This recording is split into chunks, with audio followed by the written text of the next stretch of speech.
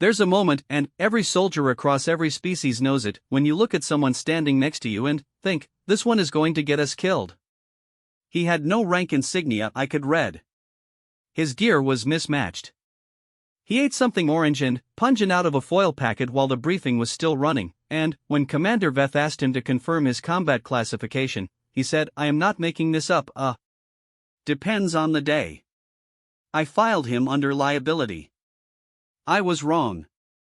I was so catastrophically, embarrassingly, career-endingly wrong that I have spent the last 30 standard cycles trying to find the right words for what I watched him do inside that facility. I haven't found them yet. But I'll try. What follows is my field account of Operation Ironwake, specifically, the 4 engagements involving human specialist Darian Okafor. I am submitting this not as a commendation, not as a warning, and not as an explanation.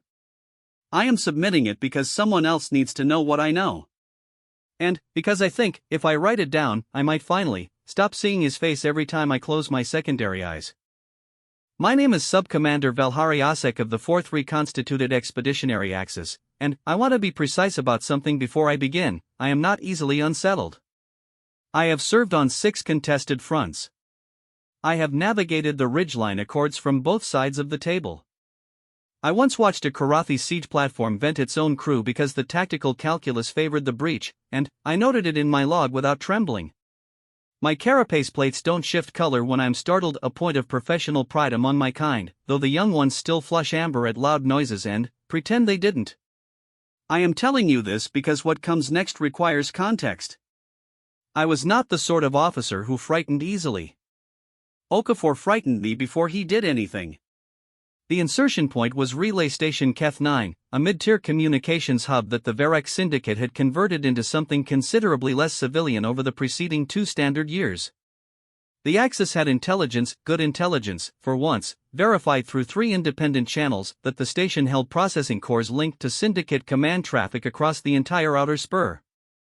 Extract the cores, and we cut their coordination capacity by roughly 40% for the duration of the campaign season. It was the kind of operation that looked clean on paper. The team was 8.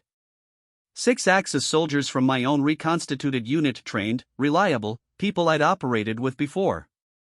1 Karathi breach specialist named Iker, whom I trusted with my secondary life but not my primary one. And Okafor. He had been assigned to us by the Terran Liaison Office at the last possible moment, which should have been the first warning.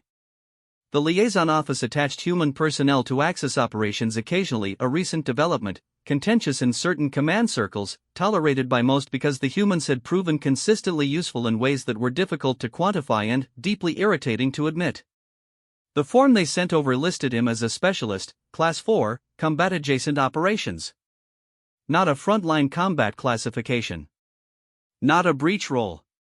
Not infiltration. Combat Adjacent. When I asked the liaison office what, specifically, that meant, the response I received was flexible. I noted this in my log. I noted it in the way I note things that are going to cause me problems, with 3 extra punctuation marks and a mental timestamp. He arrived at the staging area 40 minutes before departure.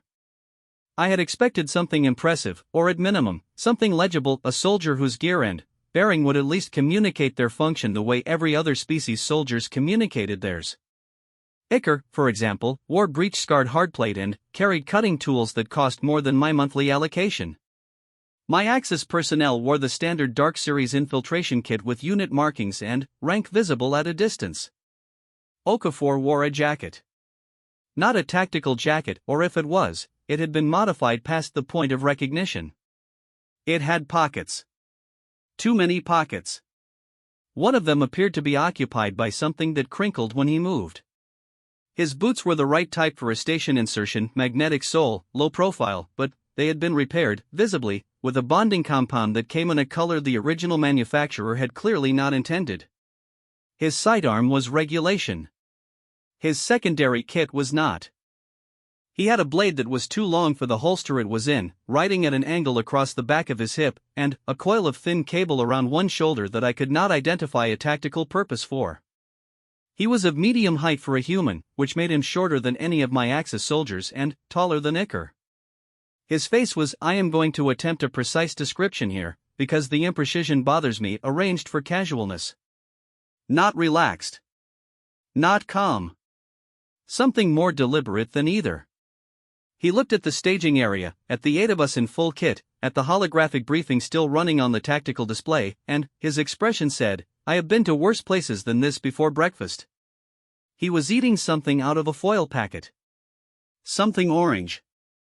The smell reached me across the staging area, a chemical heat, sharp and entirely biological, the kind of compound that in concentrations above a certain threshold was listed in the axis field pharmacopoeia under irritants requiring medical intervention. He noticed me looking at the packet. Chili mango, he said. You want some? I did not want some. I want to be precise about that also. The briefing ran for 22 minutes. I had prepared it myself, entry vectors, patrol timing, core extraction protocols, fallback positions, abort criteria. It was thorough. I had written 17 contingency branches. Okafor watched the briefing with the expression of someone watching a transit schedule, present, processing, not particularly engaged. He asked 2 questions. The first was about the patrol interval on the sublevel, specifically whether the 40-second gap I'd noted was a verified measurement or an estimate. I told him it was an estimate from intelligence observation runs taken 6 cycles prior. He nodded in a way that suggested the distinction mattered to him. The second question was, what's the structural composition of the core housing? I told him it was standard syndicate-grade reinforced composite. He asked if I knew the specific alloy. I did not know the specific alloy. He looked at the cable coil on his shoulder for a moment, then, at the tactical display, then, he said, okay, and went back to his packet of chemically aggressive dried fruit. Iker, standing next to me, made a small sound that I had learned to identify as Karathi skepticism, a rasp at the back of the throat, like something small dying. I shared the sentiment. The insertion went smoothly, which I should have found suspicious. Operations that begin smoothly are, in my experience, saving their roughness for later. We entered through the maintenance shaft on the station's dark side, the portion of the hull that faced the debris field and was, consequently, less monitored. The shaft was narrow. Karathi are not built for narrow, but Iker had operated in worse and moved with his characteristic grinding efficiency, sacrificing grace for velocity. My Axis soldiers were trained for confined infiltration. We moved through the shaft in a 12-minute crawl that, by the numbers, was exactly on schedule. Okafor moved through the shaft the way water moves. No, that is a human metaphor and I should not use it. He moved the way a crevice creature moves through its own habitat, with no reference to the walls, no resistance, occupying the space without fighting it. He was behind me for the first 6 minutes and I could not hear him. This was notable because the shaft carried sound the way a resonance drum carries impact. Iker sounded like a rockslide behind me, and my own knee joints made a click every third extension that I had learned to compensate for. Okafor made no sound I could detect. I made a note. We emerged into the sub-level service corridor at 0312 station time, 2 minutes ahead of schedule, and that was when the first thing went wrong. The patrol timing was not 40 seconds. It was 22. Something had changed between our last intelligence observation and the present moment. Rotation shift, new orders, paranoia on the part of someone in Syndicate Station Command. The patrol was a 2-person unit, armored, with a scan sweep tool that would detect heat signatures in the walls up to a standard body length distant. We had approximately 4 seconds between the first patrol unit's exit from view and the second unit's entry into the corridor before they swept our position. My Axis soldiers moved to flatten against the alcove behind the equipment housing. Iker moved with them, which left a space of approximately 1 square unit of visible corridor not covered by the alcove. Okafor was standing in it. He looked at the space. He looked at the alcove. He looked at the scan sweep tool on the approaching patrol unit's arm. He had, from my estimate, 2 seconds. He didn't move toward the alcove. He moved toward the patrol unit. Not running, that is the wrong word, and, I want to be precise, he moved at a pace that was not quite a walk and, not quite anything else, a deliberate velocity that read, from a distance, as purposeful transit rather than threat. He pulled something from one of his many pockets as he moved. A small device. Flat. The patrol unit came around the corner. Okafor held up the flat device with the confidence of someone who had every right to be there, said something in a dialect of the trade pigeon that I caught the edge of, something about a maintenance report, something about sub-level 7, the climate conditioning, and the patrol unit stopped, scanned the flat device, made a mark on their own log, and moved past him. The second patrol unit did the same. Okafor walked to the alcove. He rejoined us. He looked at my face. Maintenance log, he said. Forged. Took me an hour last night. He paused. The one on the left scans too slow. We might want to know that later. The crinkle of the foil packet in his pocket was the loudest sound in the corridor. I needed a moment. I spent it examining the seam on the wall panel nearest to my left shoulder because it was better than examining whatever was happening in my cognitive processing about what I had just watched. The seam had 3 fasteners and a small impact mark from an old scuff or collision. I counted the fasteners twice. Sub-level 4 was where it got complicated. The core housing was behind 2 security barriers, both of them running on a syndicate encryption cycle that our team's breach specialist that was supposed to be Iker had hardware keys for. The first barrier opened on schedule. The second barrier looked at Iker's hardware key, processed it for 4.5 seconds, and rejected it. This was not in the briefing. This was not in any of my 17 contingency branches. The syndicate had rotated their encryption keys. Not impossible, they did it on irregular cycles, which was part of what made them difficult, but the timing was wrong. Our intelligence had put the next rotation at 11 days out. They'd moved it early, which meant either they suspected something or they were simply being thorough, and, in either case the result was the same. We were standing in sub-level 4 with approximately 19 minutes before the next patrol sweep, and the thing we had come to extract was behind a door we could not open. Iker made a longer, more complex sound of Karathi skepticism. This one involved his mandibles. I was pulling up my contingency branches. The abort criteria was 3 minutes away from being met. Barrier breach failure with time compression was explicitly listed. We had the option. It was the rational option. I had written it into the plan myself, which meant some prior version of me had, at some cool and analytical moment, decided that this exact situation was the correct moment to leave. Give me the housing specs again, Okafor said. We are approaching abort criteria, I said. Yeah, I know. Give me the housing specs. I gave him the housing specs.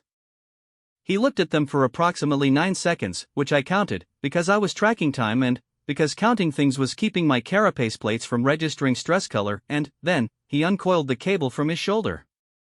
What is that? Iker asked. His translation was slightly delayed, which meant he'd switched to his secondary cognitive channel, the one Karathi used when they were paying very close attention. Bypass coil. Okafor was looking at the junction between the secondary barrier housing and the wall. Syndicate encryption keys work on signal authentication, right? The door reads the key, verifies the handshake, opens. The key rotation changes the verification code. But the signal still travels through physical infrastructure.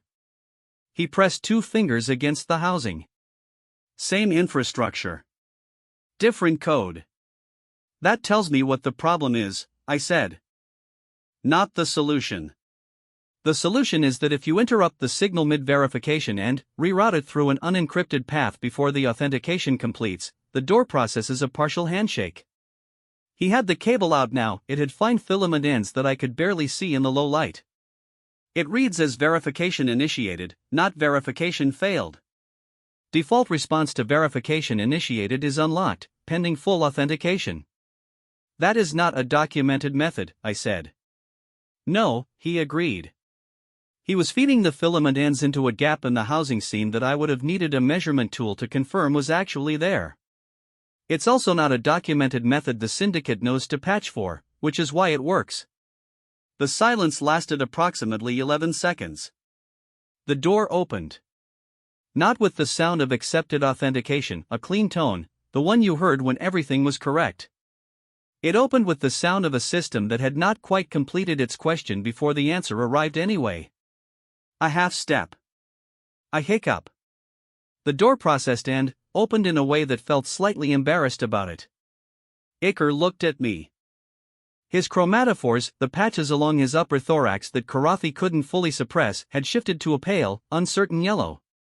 On a Karathi, yellow meant they didn't have a category for what they'd just witnessed. I had 11 contingency branches that were now irrelevant. I noted this. The core extraction took 6 minutes and 40 seconds. Okafor did not assist with the extraction itself, that was technical work, my specialist's domain, and he spent the time standing at the approach corridor with his back to us and the flat maintenance log device back in his hand, watching the junction point. He stood the way something stands when it is genuinely at rest but has not turned off. I watched him during the one moment I had to look up from the extraction supervision. His breathing was slow. Not slow in the way that trained soldiers manage their breathing under stress, the deliberate, metered slowness of technique, but slow in the way that the corridor was slow, the way the distant hum of station power systems was slow. Matched to the environment. Like he was less a person standing in a dangerous place and more a feature of the place itself. I had a word in my language Vethsali for the quality a piece of terrain had when it offered no purchase to attackers. A cliff face. A deep water crossing. Something that didn't cooperate with being assaulted. It was not a word I had previously applied to a person. I applied it now. I made another note. The extraction went clean. The exit went less clean. The patrol interval had shifted again, the one on the left that scanned too slow had apparently been replaced, or rotated, or someone had told them to pay more attention, because the timing when we hit the approach to the maintenance shaft was wrong by 40 seconds in the wrong direction. That 40 seconds was the difference between the shaft and the corridor. We were in the corridor.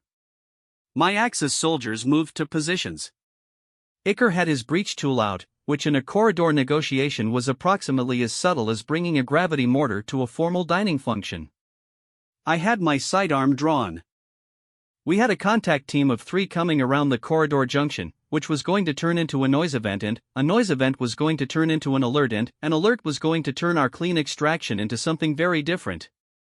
Okafor said, "Don't." Just that.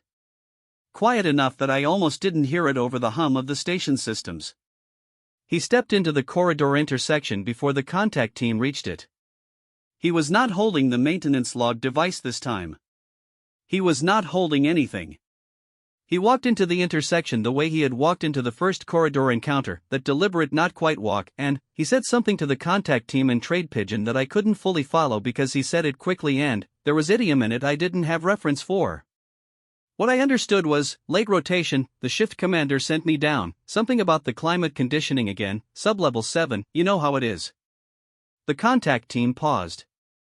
3 armed syndicate security personnel, and they paused, because he was already in their space and already talking, and the specificity of sublevel 7 and climate conditioning and the shift commander created a momentary architecture of normalcy that their training hadn't prepared them to immediately dismantle.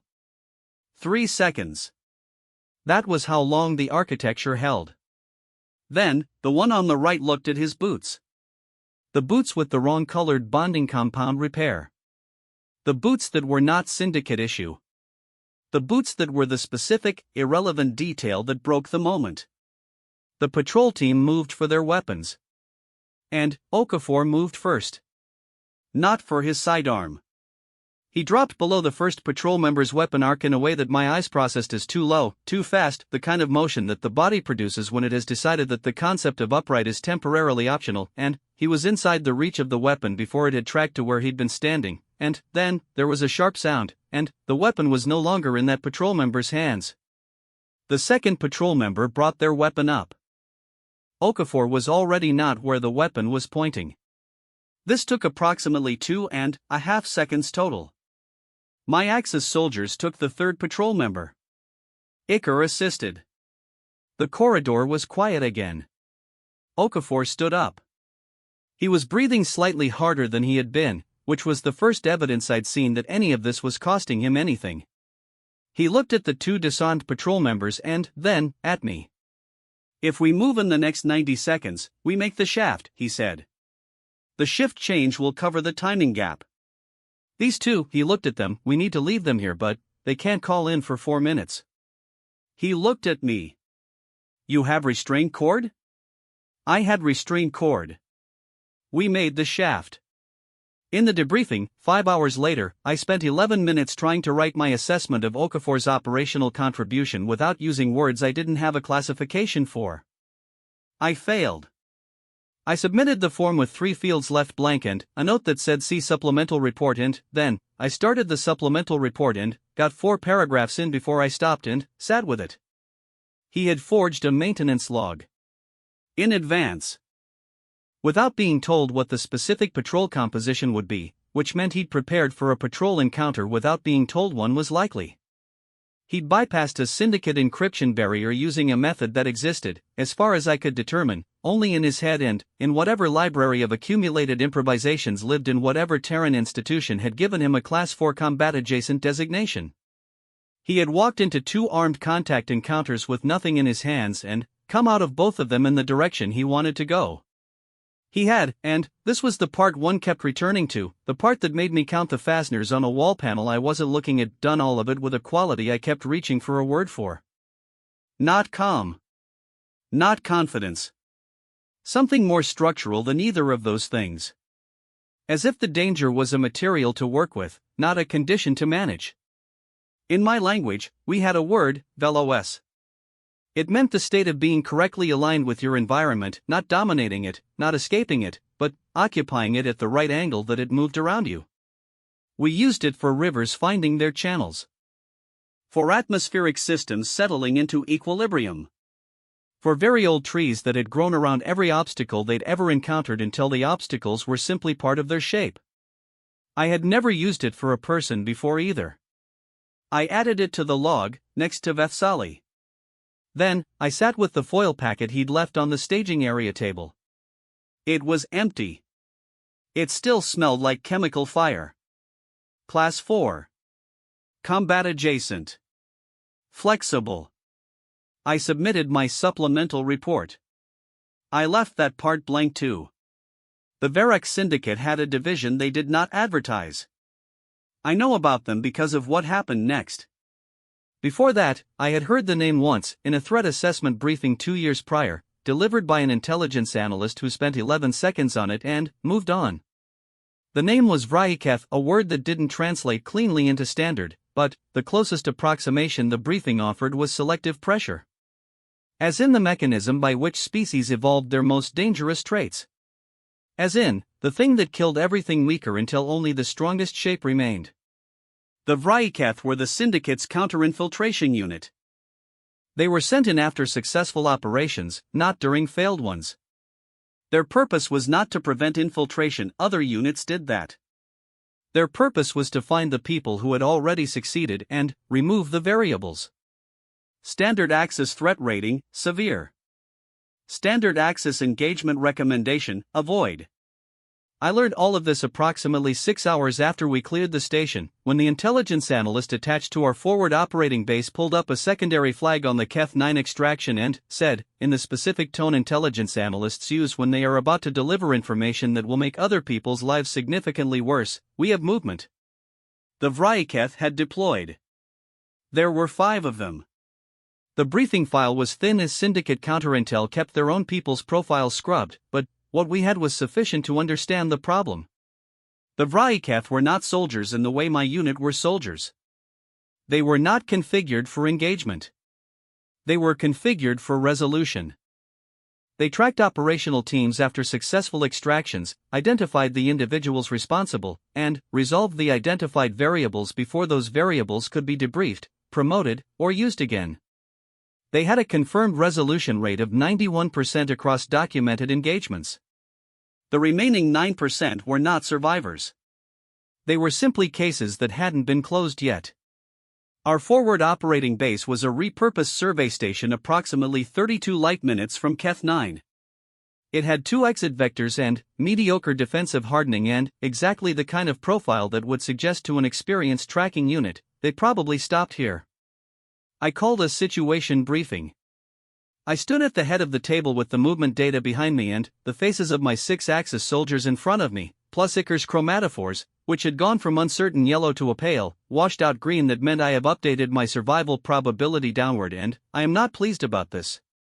Okafor sat at the far end of the table. He had a cup of something hot. I had been told this was a standard human behavior: hot liquid, regular intervals, apparently non-negotiable, and I had seen it before with other Terran liaison personnel, but, watching him sit with his cup and the movement data on the display behind me, I noticed that he was doing something with the cup. Not drinking it. Turning it. Slow rotation, one direction, then back, then one direction again. I filed this detail. 2 options, I said. We burn our current position and move to secondary FOB. Or we split the extraction cores and route them through separate courier chains while we draw pursuit on a decoy vector. I looked at the table. Both options have significant risk profiles. I want assessment. The assessments came in. My Axis soldiers were thorough. I had trained them to be thorough, and they performed accordingly, which I appreciated, even as I noted that none of the assessments were optimistic. Icar contributed the information that Karathi protocol for Vryketh encounters was do not have Vryketh encounters, and that the Karathi boundary fleet had lost a 4-person intelligence team to them 7 cycles prior with no recovered bodies and no recovered data. The tracking methodology, Okafor said. Everyone at the table looked at him. He was still turning the cup. How do they track? Heat signature, signal trace, or personnel database? I checked my file. All 3, in sequence. Heat and signal give them the general vector. Database narrows to individuals. They cross-reference known operative profiles with surveillance data pulled from the target site. So they already know who we are. Likely. Then, burning the position doesn't help. They're not tracking the position. They're tracking us. Silence. He was right. This was the problem with the burn and move option that I had not articulated as cleanly as I should have, and the fact that he had done it in one sentence with a cup of hot liquid in his hand was something I chose to process later. Correct, I said. Which means option 2 is also limited, he continued. Courier chains don't carry personnel profiles. They solve the data problem. They don't solve the us problem. Also correct. So we need a third option. I am open to a third option, I said. He drank from the cup for the first time. Tell me about the 9%, he said. The 9%, as it turned out, was not a statistic anyone had looked at very closely. I spent 40 minutes pulling the raw case files from the intelligence archive while Okafor sat across the table from me and went through them. He read slowly and attentively, which I noted because most of the operators I had worked with read quickly and referenced. He read like someone looking for something specific in the spaces between the data. Here, he said, after the 20-second file. He turned the display toward me. The case was 14 cycles old. A logistics team out of the Meridian Compact, 3 personnel, not unlike our situation, who had successfully extracted documentation from a syndicate financial node and, then, been flagged by the Vryketh. The tracking had proceeded normally through heat and signal. The database cross-reference had initiated. And, then, the case had gone cold. The reason, buried in a footnote at the bottom of the analyst's summary, the team had not attempted to evade. They had instead made deliberate contact with syndicate commercial traffic in the region, civilian freight, licensed trade vessels, the messy background noise of normal interstellar commerce, and dispersed through it. The Vryketh database had produced 6 candidates with matching profiles. By the time syndicate counterintel had narrowed the field, the team had cleared the operational zone. They had used the clutter. They hid in plain sight, I said. They hid in complexity, Okafor said. There was a distinction in there that I wasn't sure I fully understood yet. The Vryketh methodology works on resolution, narrowing variables until one remains. What beats resolution is introduction of new variables. More data points. More candidates. More noise. We are 8 personnel, I said. The commercial traffic in this sector is, I checked the navigational register, 4 licensed freight haulers and a surveyor's tender. Currently, he said. I looked at him. There's a syndicate resupply convoy routing through the Keth 7 corridor in approximately 19 hours, he said. 14 vessels. Mixed cargo, mixed crew manifests, mixed signal profiles. He had already pulled the routing data. I had not seen him pull it.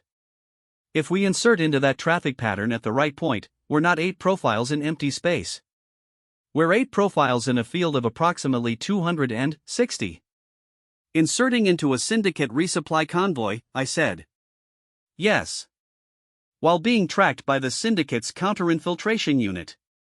The Vryaketh aren't convoy security. They're tracker resolvers. They don't know which 14 vessels we'd be using. They'd have to check all 14. That's a Vryaketh operation crossing paths with a syndicate logistics operation, which means paperwork, authorization chains, and the specific institutional friction of 2 syndicate units working the same space. He paused. I have found that large organizations are very good at getting in their own way when they don't know they're looking for the same thing. The cup was turning again. Ichor had shifted to a color I had not seen before, a sort of pale, oscillating gray-green that might have been appreciation or might have been deeply concentrated alarm. With Karathi, those 2 states were adjacent. You want to insert an Axis/Terran extraction team into a syndicate resupply convoy, I said, to evade a syndicate tracking unit, by making ourselves part of the noise profile. I want to make us a problem that can't be resolved without creating a bigger problem, he said. Yes. The preparation took 16 hours. I will not detail every component of those 16 hours, partly because the operational specifics are still classified at tiers I am not authorized to reduce, and partly because watching Okafor prepare was something I am still processing and I am not sure sequential detail serves the account better than impression. What I can say is this: he worked the way I had not previously seen a person work, which is to say he worked laterally. Most operators, when preparing an operation, worked forward from the current state to the desired state along the most direct available path. They identified the obstacle, they identified the tool, they applied the tool to the obstacle. This was the architecture of sound tactical preparation, and I had trained it into my own soldiers deliberately. Okafor worked from multiple directions simultaneously and let the paths find each other. He had 3 separate work surfaces running: manifest data from the convoy routing, personnel profile data from our own records, and something I could not immediately identify that turned out to be syndicate commercial licensing documentation, current cycle.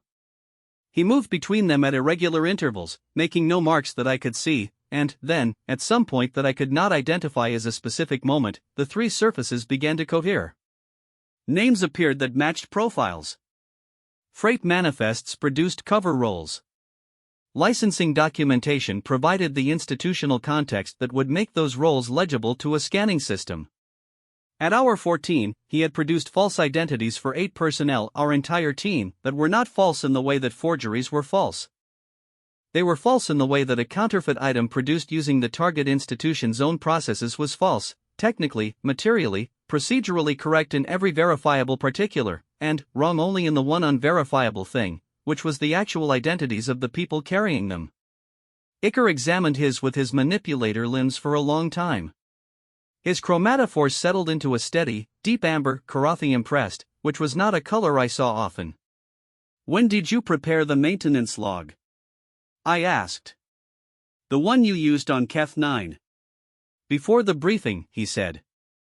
Before the briefing. I pulled the station schematics when the assignment came through. Maintenance logs are standard in any commercial converted facility. If I needed a cover story, a maintenance call was the most portable one. He looked at me. I always try to have one ready. The specific log took about an hour. The preparation to need it took about 30 seconds. I found the wall panel seam in my memory and counted the fasteners again. You prepared for a contingency that was not in the briefing, I said. I prepared for the contingency that exists in every operation, he said. The one where the plan stops working and you need to be somewhere else immediately. There was a Terran phrase in my standard vocabulary files that I had flagged as culturally significant but had not fully integrated: hope for the best, prepare for the worst. I had catalogued it as a survival philosophy common to multiple species. The Karathi had an equivalent, the Axis had an equivalent and had not considered it distinctive. Listening to him explain 30 seconds of mental preparation that had saved our entire extraction, I began to reconsider. The insertion into the convoy was not clean. I want to be honest about that because the account so far may suggest a pattern of flawless execution, and the pattern was not flawless. It was something more complicated and, in retrospect, more interesting. We hit a problem at the entry point. The convoy's leading freighter had a signature mismatch in its transponder, something routine in commercial traffic, a maintenance issue or a system lag, but the mismatch created a timing disruption in the insertion window. The window we had calculated was 6 minutes. The mismatch compressed it to approximately 90 seconds, which was not enough time to insert a 9-unit vessel without triggering automated proximity warnings from the convoy's collision avoidance system. I was at the navigation console. I had the window data. I had my Axis pilot beside me working the approach vector. I had 90 seconds and a calculation that said we needed 6 minutes and a growing awareness that we were about to miss the convoy and spend the next several hours being tracked by the Vryketh in empty space with no clutter and no cover. I need the convoy's broadcast frequency, Okafor said. You're going to hail them? I said. If we hail them, we flag our position. I'm going to give them a problem that makes our position irrelevant to them, he said. He had the false manifest documentation on a display in front of him and he was writing, composing, actually, something I had not seen him do in real time, and he wrote the way he did everything else, without apparent hesitation but with the quality of someone who had already thought through what they needed before they needed to think through it. Done, he said. Send it on the freight emergency channel. My communications operator looked at me. I nodded. The message went out. It was a maintenance alert for the leading freighter, a specific, technically detailed alert citing a transponder mismatch consistent with coolant loop interference on the Type 7 navigation module that class of freighter used. The alert was filed under the vessel's legitimate registry number. It cited the mismatch with enough precision that anyone receiving it would assume the sender had access to the vessel's own diagnostic data. The response took 40 seconds. The leading freighter began collision avoidance adjustments to create clearance for maintenance inspection. The entire convoy shifted its formation. The insertion window went from 90 seconds to 11 minutes. We inserted at minute 4. By minute 7, we were indistinguishable from the convoy's normal traffic pattern. The communications operator was looking at me with an expression that, on an Axis face, meant I need you to explain what I just witnessed and I suspect you cannot. I didn't try. I looked at Okafor. He was turning the cup again. How did you know the freighter's module type? I asked. Leading units in that convoy class are standardized, he said. I checked the vessel registry when I pulled the routing data. When you pulled it? Yes. 14 hours ago. Yes. He had known, 14 hours ago, while preparing convoy insertion documentation, that there was a probability the window would compress, and had identified the mechanism by which he would expand it if it did, and had filed it in the same mental space where he kept the maintenance logs and the contingency preparations, the place where he apparently kept everything that might be needed before anyone knew it was needed. My language had a concept for people like this. We called it Vethri Ven, which translated roughly as the one who carries the answer before you ask the question. It was a theoretical category. Something from old tactical philosophy texts, used as an aspirational framework for command track officers. The model of the ideal adaptive operator. I had believed it was theoretical. I sat with the cup's rotation for a moment. Then, I went back to the navigation console. The Vryketh made contact with the convoy at hour 9. We tracked them on passive scan. They were running tight signal discipline, but tight was not invisible, and my signals operator was good. 5 vessels, small, fast, the kind of profile that read civilian at a distance and did not read civilian at close range. They swept the convoy's outer formation in a grid pattern that I recognized from the briefing file, the standard Vryketh approach, systematic, patient, designed to produce the resolution they were built for. They scanned 14 vessels. Each scan took between 3 and 7 minutes depending on the vessel's cooperation with the process. When they reached the freighter we had inserted closest to not our own hull, but the 1-3-unit starboard whose profile we had aligned ourselves with in the formation, they spent 11 minutes on it. Thorough. Looking for something. They did not find it. My Axis soldiers were very still. Icar's chromatophores had gone completely neutral, Karathi threat response, full suppression, which was the biological equivalent of him trying not to exist. The bridge was quiet enough that I could hear the station's environmental system cycling. Okafor was asleep. Not performing sleep. Not resting with partial alertness in the way that soldiers sometimes did in threat environments, keeping one cognitive process monitoring the immediate situation while the surface appeared to be at rest. He was asleep, breathing in the long, slow rhythm that I had been informed was stage 3 human sleep, the deep cycle, the one that required genuine safety to enter. He had calculated our risk level, found it sufficient for rest, and gone to sleep. While the Vryacath scanned 11 meters away from our hull. I watched his face for approximately 40 seconds. His expression was entirely absent, not calm, not blank, but genuinely off, the way an instrument display looked when the instrument was not currently running. He had a small scar at the corner of his left eye that I had not noticed before. His hands were loose at his sides. The Vryacath moved on. They completed their sweep of the convoy. Their formation regrouped at the convoy's trailing edge.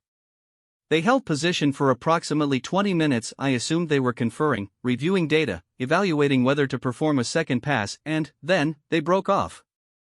Gone. My pilot exhaled. The sound was startling in the silence. I heard Icar's mandibles click twice in rapid succession, Karathi relief signal, and 3 of my Axis soldiers exchanged looks that communicated several paragraphs of mutual acknowledgement in the compact language of people who had just not died together.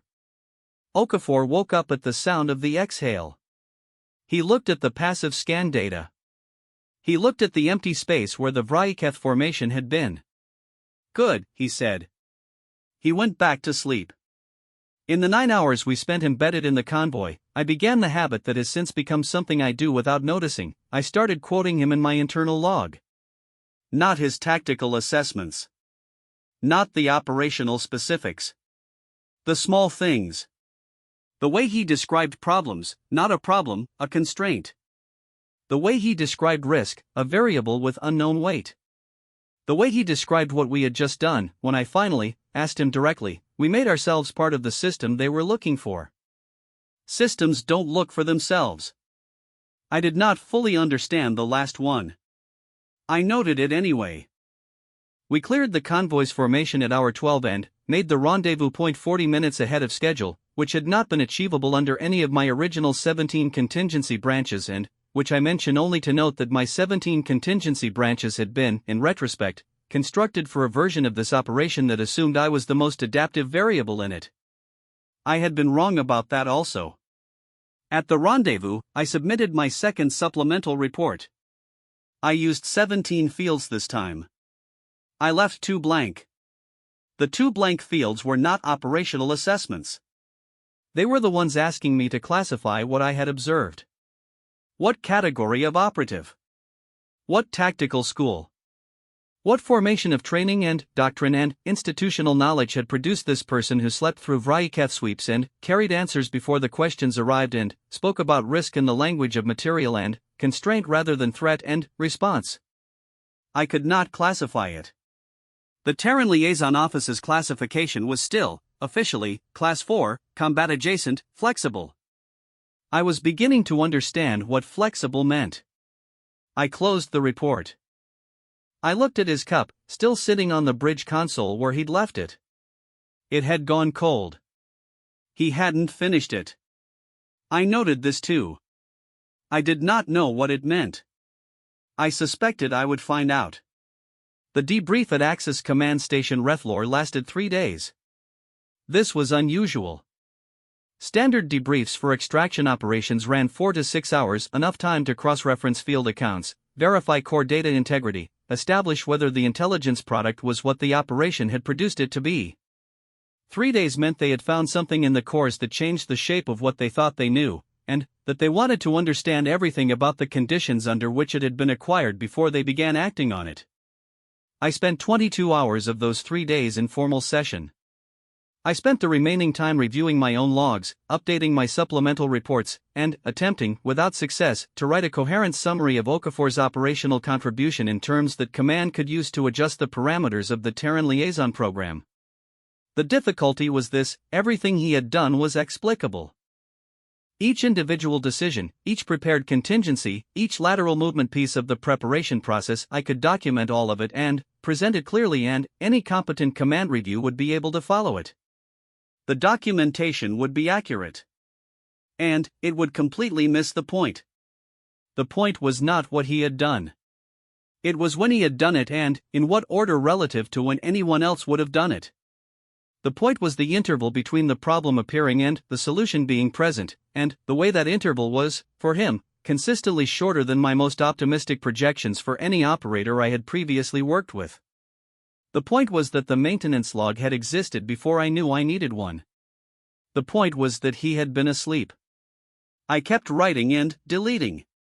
On the 5th attempt I stopped trying to explain it and instead documented the events in sequence with timestamps and left interpretation to the reader. Then, I went looking for Okafor. He was on the station's observation tier. I should explain Rethlor's observation tier. It was not a recreational feature, exactly, it was a legacy installation from the station's original survey function, a transparent panel along the station's exterior face that provided an unobstructed view of the local starfield. The Axis had retained it through 3 successive refits because it had navigational utility. In practice, it was used by personnel who wanted to stand in the vicinity of something large and quiet for a while. It was the middle of the station's rest cycle. The tier was empty except for Okafor, who was standing at the panel with a cup, a new one, hot. I could see the condensation from across the tier, and the Keth4 system spread in front of him. 3 gas giants and a debris field that had been something larger before the system's early dynamics had redistributed it. The primary was below the tier's sightline, but its light came in at an angle that made the debris field catch and scatter it in ways that were, by most objective aesthetic measures, worth looking at. I stood next to him. He didn't acknowledge me immediately, which was not rude. I had come to understand that human attention moved differently than Axis attention, and that what read as non-acknowledgement was often simply the tail end of a thought being finished before the face was redirected. After about 15 seconds, he said, "Command give you trouble?" "The usual kind," I said. "They want more than I can give them in the format they've requested." He made a sound that was not quite a word, a soft, closed-mouth vocalization that read, from the context, as yes, that is how it always goes. I was not sure this was an opinion about my specific command or about commands in general. With him, I was not always sure. We stood with the debris field for a moment. I had been not asking a question for 4 days. "What is your actual training background?" I said. He took a drink from the cup. "Infantry, initially. 4 years. Then, a specialist course, breach and covert entry, 2 years. Then, a cross-training cycle with a Terran agency I'm not going to name." He said this with the particular flatness that meant the agency existed, had a name, and he knew it, and he was not going to tell me. After that, a lot of individual theater deployments. Working with coalition partners. "How long?" "Total?" "About 12 years, active." I processed this. "You are, by Terran age standards, not old." 31. "You have been doing this since you were 19. "Yeah. 12 years of individual theater deployments. 12 years of being sent into situations that required someone with a Class 4, combat adjacent, flexible designation, which I was now fairly certain was a category that meant we don't have a better word for what this person does and we're not sure we want one." "Who trained you?" I said. "The breach and covert entry work, your instructors." He was quiet for a moment. Not the thinking kind of quiet, he didn't do that, or not that I'd seen. The kind of quiet that meant the answer was simple but the context around it was not.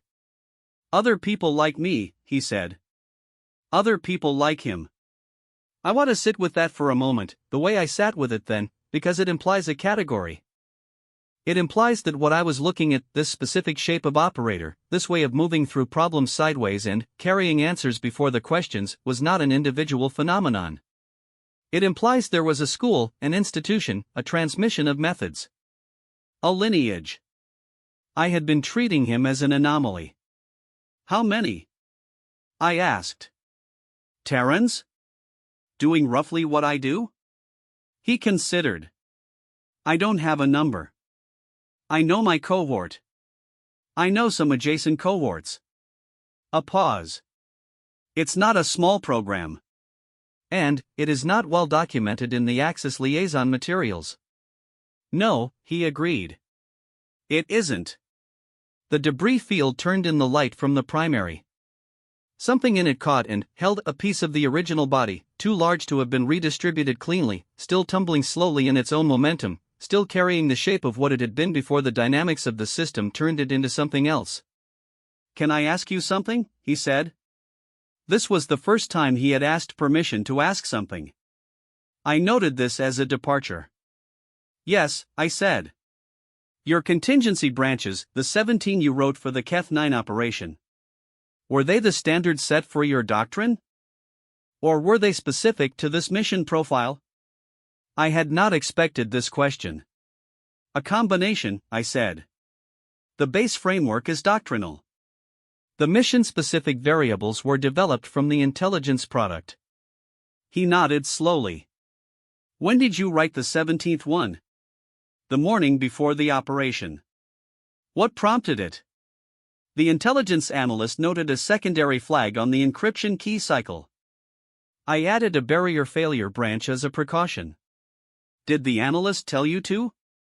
No. He nodded again. Slower. That's the same thing, he said.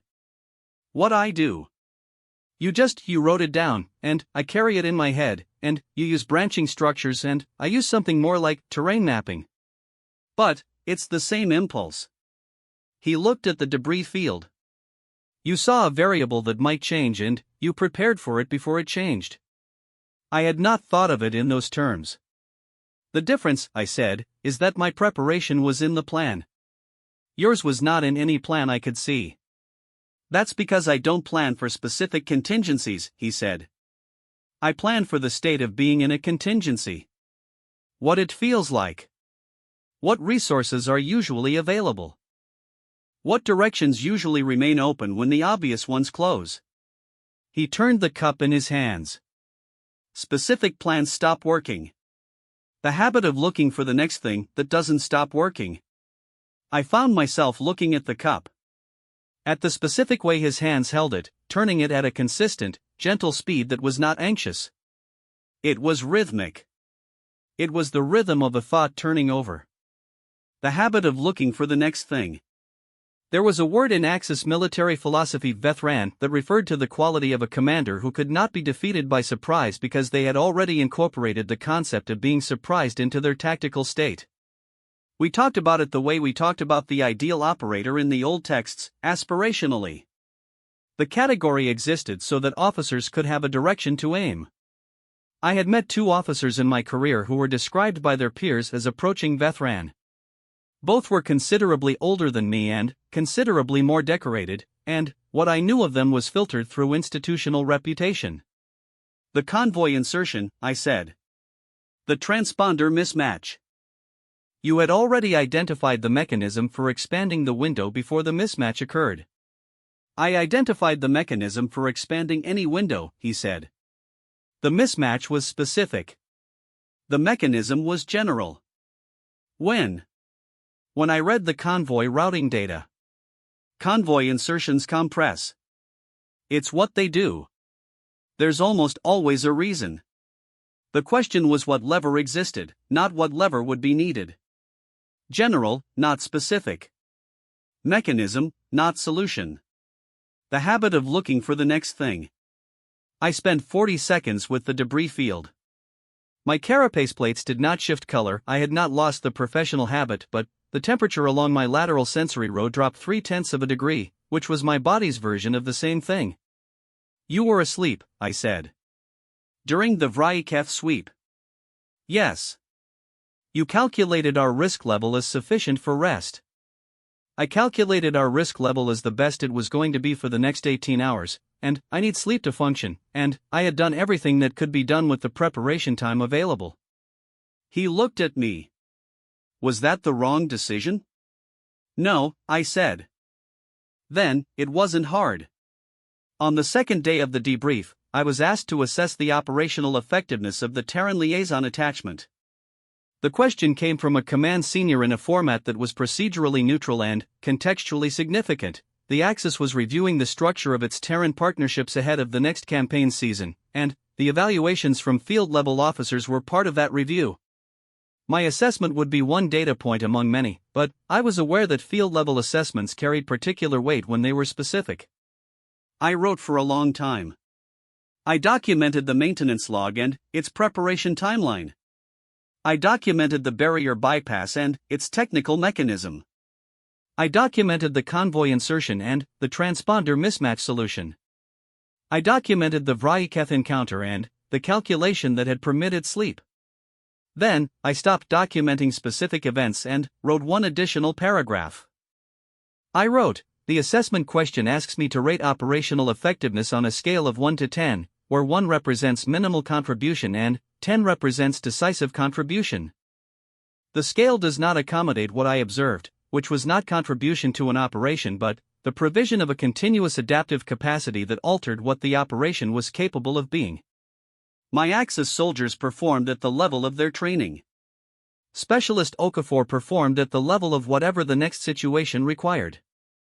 These are not equivalent categories and I am not certain the same rating scale can hold both. I rated him 10. Then, I submitted a third supplemental report asking Command to review the Terran liaison classification system. I did not receive a response to the third supplemental report for 11 days. The thing I kept not asking was this: why? Not how. The how was documentable, even if the documentation was incomplete.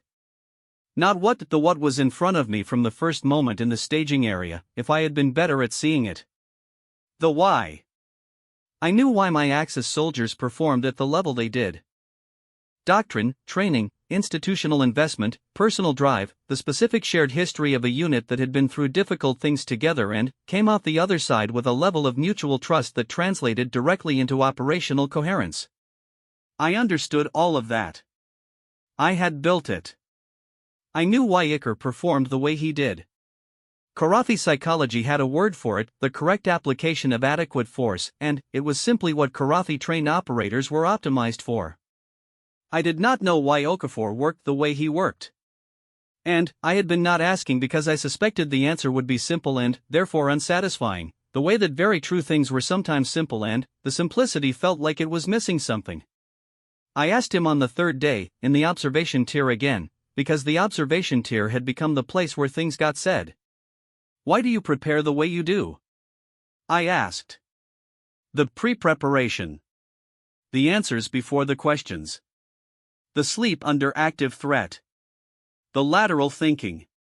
Who told you to do it that way? He thought about this. He was genuinely thinking. I had learned to tell the difference between the end of a thought being finished and a thought being begun. Nobody, exactly, he said. I had instructors who taught me the specific tools. The forging, the bypass techniques, the insertion methodologies. I don't know what you'd call the rest of it. The looking around part. No one taught you that? People showed it to me.